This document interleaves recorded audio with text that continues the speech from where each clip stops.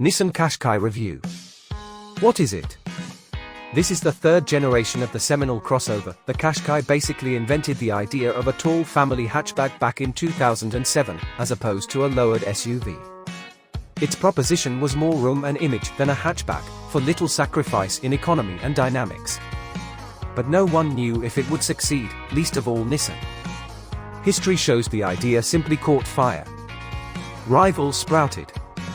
Nowadays about half of cars sold this size are crossovers. And despite all the competition, the Nissan is still the bestseller among them. Even if you think the Qashqai is a bit of a boring car, it's an amazing social phenomenon. Hugely influential. Responsible for thousands of jobs in the UK, where it's designed, engineered, and built. And it has accounted for 1 in 5 of all the cars made in this country since 2007. So what is the third-gen Qashqai like? Nissan upgraded pretty much everything bar the base petrol engine, but was careful not to upset a winning formula. So the third-gen Qashqai is slightly bigger, sharper to look at but still recognizable.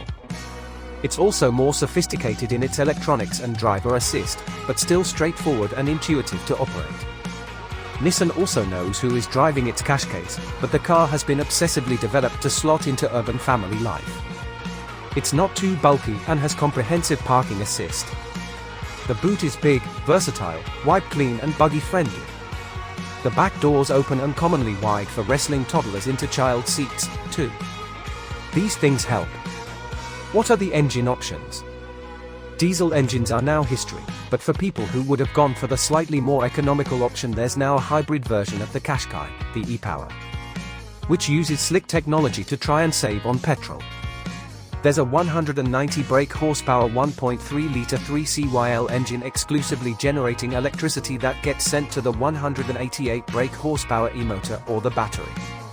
The petrol range is covered by a 1.3-litre 4CYL motor that comes in 138 brake horsepower and 156 brake horsepower flavors. The lower powered motor as manual FWD, the higher with manual or a new CVT auto. That auto can take FWD or 4WD. The newly developed platform for the Buggy Qashqai has a slightly longer wheelbase than before and a bit more room in the cabin, plus space for those hybrid batteries. But the body is 60 kilograms lighter, bonnet, doors and front wings are aluminium and the tailgate is plastic. How does it drive? The little engine is just about plucky enough in 156 brake horsepower form. The 0-62 is 9.5 seconds.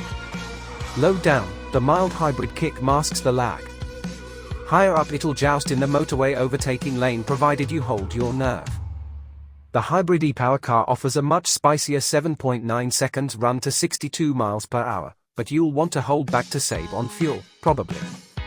The CVT option for the IC engine is designed to feel oozy at town speeds, but more like an auto when you push hard on the open road, and it pretty much does.